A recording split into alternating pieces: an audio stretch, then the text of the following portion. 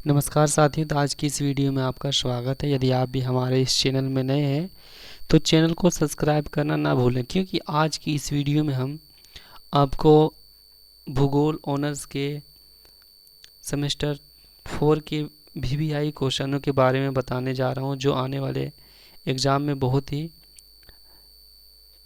Important है और आने की संभावना भी है। तो चलिए आज की इस वीडियो शुरू करते हैं। आज की क्वेश्चन के बारे में हम जानने का प्रयास करते हैं।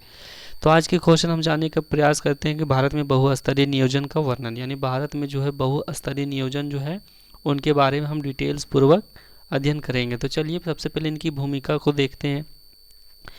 भारत में एक व्यापक और बहुस्तरीय स्तरीय प्रक्रिया है, जिसमें केंद्र, राज्य और स्थानीय स्तर पर विकास योजनाएं बनाई और कार्यान्वित की जाती है। यह प्रणाली देश के विविध सामाजिक, आर्थिक और भौगोलिक परिवेश को ध्यान में रखते हुए विकास की दिशा निर्धारित करने में सहायक होती है। बहुस्तरीय नियोजन का उद्देश्य राष्ट्रीय और क्षेत्रीय स्तर पर संतुलित विकास सुनिश्चित करना है, जिसमें सभी नागरिक को समान अवसर और संसाधनों का उपलब्धता सुनिश्चित हो सकता है। अब बहुस्तरीय नियोजन का अर्थ क्या होता है, उनके बारे में हम जानने का प्रयास करते हैं।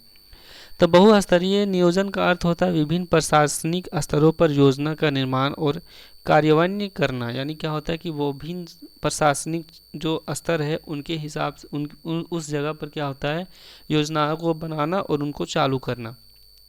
यह नियोजन प्रणाली विभिन्न स्तर पर विभाजित की जाती है। यह जो नियोजन प्रणाली होता है वो विभिन्न विभिन्न प्रकार के होती है, जिसे हम इस प्रकार देख सकते हैं। पहला जो होता है वो राष्ट्रीय स्तर पर नियोजन होता है, राज्य स्तर पर नियोजन होता है, जिला स्तर पर नियोजन होता है, ब्लॉक और ग्राम स्तर पर भी नियोजन होता है। तो अब सबसे पहले हम राष्ट्रीय स्तर पर नियोजन के बारे में चर्चा करते हैं। उसी तरह चर्चा करते करते हम ग्राम तक पहुँचेंगे। तो राष्ट्रीय स्तर पर नियोजन का मुख्य दायित्व तो केंद्र सरकार का होता है। यानी क्या होता है कि जो भी राष्ट्रीय स्तर पर काम होता है उसका मुख्य जो काम कराने वाला होता है या जो भी फंडिंग देता है वो केंद्र सरकार देता है।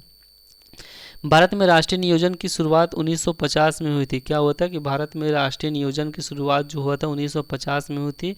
योजना आयोग की स्थापना की गई थी और उन्हीं के मतलब राष्ट्रीय नियोजन को बनाने के लिए एक योजना आयोग बनाया गया था, जो 1950 में बनाया गया था। और 2015 में इसे क्या किया था कि योजना आयोग का नाम को बदल के नीति आयोग में रख दिया, यानी योजना आयोग की जगह में नीति आयोग नाम बदल दिया गया। राष्ट्रीय स्तर पर नियोजन की बहुत सारी विशेषताएं, जैसे कि यह एक संपूर्ण देश के लिए आर्थिक विकास और संसाधन वितरण की दिशा को तय करता है। ठीक है, पंचवर्षीय योजना के माध्यम से दीर्घकालिक विकास की रणनीति भी बनाती है। देश के विभिन्न नीतियों जैसे औद्योगिक नीति, कृषि नीति, शिक्षा नीति आदि को भी निर्धारित करते हैं। बड़े अवसंरचनात्मक परियोजनाओं जैसे रेल, सड़क, जल संसाधन, ऊर्जा आदि को विकास पर भी यह ध्यान देता है। कौन देता है? तो यही केंद्र सरकार। अब नीति आयोग की भूमिका, अब जैसे कि 2015 के बाद यह नीति आयोग बन गया, तो यह नीति आयोग की भूमिका क्या रहता है? सहकारी संघवाद को बढ़ावा देना, राज्यों के साथ मिलकर उनकी आवश्यकताओं के अनुसार विकास की रणनीति बनाना और सतत विकास लक्ष्यों को लागू करना। ये हो गया हमारा किसका?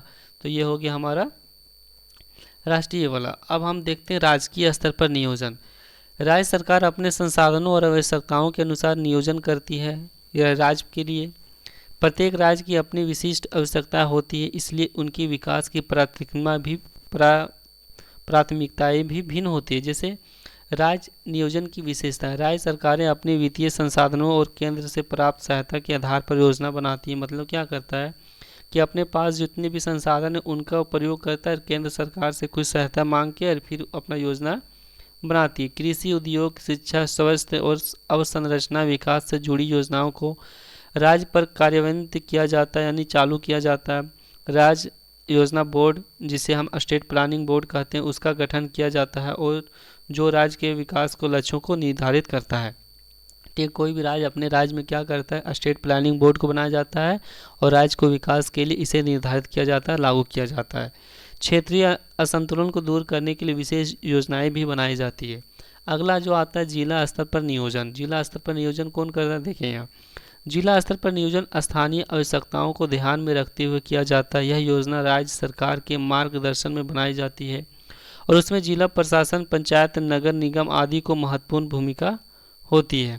जिला नियोजन की विशेषताएं। प्रत्येक जिले की आर्थिक, सामाजिक और भौगोलिक आवश्यकताओं को ध्यान में रखते हुए योजना बनाई जाती है। जिला कलेक्टर या जिला मजिस्ट्रेट इन योजनाओं का समन्वय करता है, यानी इन योजनाओं को लागू करता है कौन? जिला कलेक्टर या जिला मजिस्ट्रेट।